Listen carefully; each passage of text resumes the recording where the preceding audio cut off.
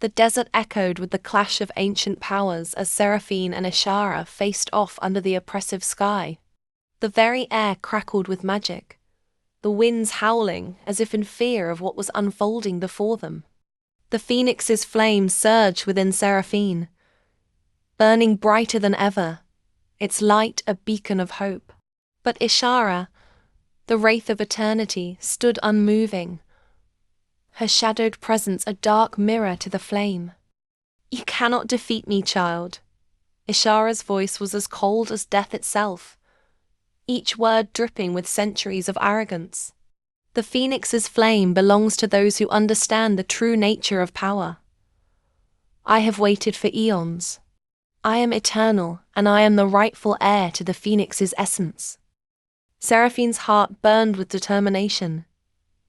"You are wrong. The phoenix is not meant to be possessed. It is a force of balance, of rebirth, of life and death intertwined. You seek to consume it, to wield it for your own selfish desires. But it cannot be tamed by darkness. Not anymore." With a fierce cry, Seraphine thrust her hands forward, releasing a wave of fire that exploded from her like a torrent of molten light. The flame raced toward Ishara, but in a flash, the wraith raised her hand, summoning shadows that curled and twisted around her like a living thing. The phoenix's fire collided with the darkness, an explosion of light and shadow that shook the very foundations of the city. Seraphine staggered, her breath shallow, but she stood firm. She could feel the phoenix's essence pulsing within her, as if it were urging her on, giving her strength. But Ishara's power was overwhelming darkness that seemed endless, an oppressive force that clung to everything it touched. "You cannot defeat me," Ishara repeated, her form flickering like smoke in the wind. "I have no need for your pity. You think you can restore balance, but you are only a fleeting spark in the grand cycle of eternity." Seraphine clenched her fists, summoning every ounce of the phoenix's power.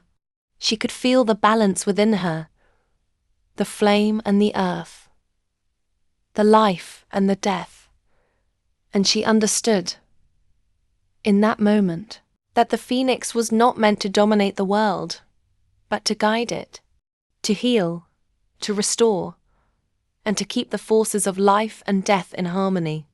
It was a force of creation and destruction, not for one to command, but to protect. With that understanding, Seraphine released the full force of the phoenix's flame, not in an attack, but in an explosion of light and life, a force that swept through the land, sweeping away the darkness and returning the earth to balance. The flame surged like a tidal wave, not to burn, but to cleanse, to purify. Ishara's shadows recoiled before it, but she fought back, summoning the very earth beneath her feet to rise against Seraphine. The ground cracked, and from the fissures, skeletal hands emerged, reaching for Seraphine, trying to drag her down.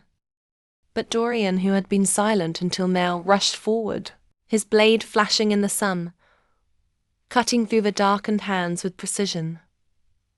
"Seraphine," he called, his voice fierce, his gaze unwavering. "You're not alone." His words, his presence reminded Seraphine that this was not just her battle. They were in this together, just as they had been through every trial they had faced. Together, they had fought against the darkness. Together, they had restored the flame. And together, they would defeat it. Seraphine's focus sharpened, and she reached out, taking Dorian's hand. Their connection was instant, and with it, the power of their combined spirits the phoenix's flame and Dorian's courage brought forth an overwhelming force of light. The shadows that Ishara had summoned disintegrated in an instant, and the wraith herself let out a cry of anguish, her form flickering like a dying star. "No!" Ishara screamed, her voice twisted with rage and desperation. "This cannot be. I am eternal. But Seraphine, standing tall with Dorian by her side, knew that eternity could not exist without balance. The phoenix's flame was not to be wielded by one, not to be hoarded in the hands of darkness. It was meant to be shared, to burn for all who respected its power. With one final, powerful surge, Seraphine unleashed the full brilliance of the phoenix's essence, a wave of pure fire that engulfed Ishara's form.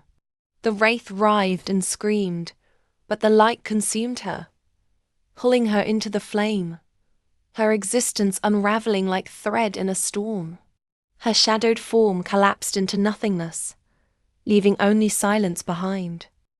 The desert, once so filled with an oppressive presence, now stood still.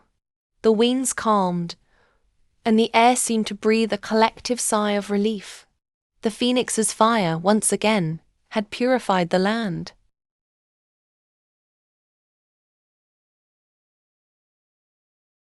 The ruins of the ancient city were quiet. The dust had settled, the shadows dissipated, and the sun shone brightly over the scorched earth. Seraphine, her body drained from the battle, stood beside Dorian, her fingers intertwined with his. The phoenix's flame had been restored, its balance renewed, and its power now a force of life rather than destruction.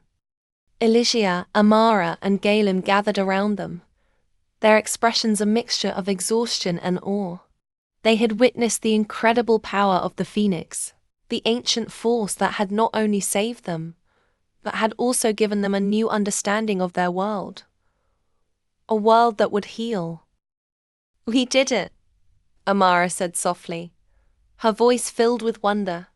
"Ishara is gone. The phoenix is safe." Seraphine nodded, her gaze still focused on the horizon. The land was beginning to heal, the scars of war fading under the light of the phoenix's rebirth. But the journey had changed her. She knew now that peace was not a static thing, it was a living, breathing force that required vigilance, understanding, and compassion. "The phoenix's flame is not just a gift," Seraphine said, her voice quiet but resolute. "It is a responsibility, a reminder that life and death are not separate forces. They are intertwined.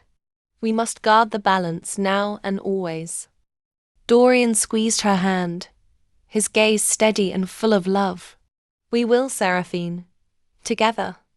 We fought for this peace, and now we'll protect it." Elysia smiled, her eyes bright. "The world has changed. The phoenix has risen. But it is not the end. It's the beginning of something new." Galen stood with his arms crossed, a rare smile tugging at his lips. "I think it's time we go home. The kingdoms will need their leaders." Seraphine looked up at the sky, feeling the warmth of the phoenix's flame in the very air she breathed. The winds had changed. A new era had dawned, one where the forces of life and death would not be allowed to dominate, but to exist in harmony. A new peace was taking root, a peace that would endure for generations to come. And as the sun set over the desert, the last remnants of Ishara's darkness faded away. The phoenix had risen again, and with it, hope for the world had been reborn.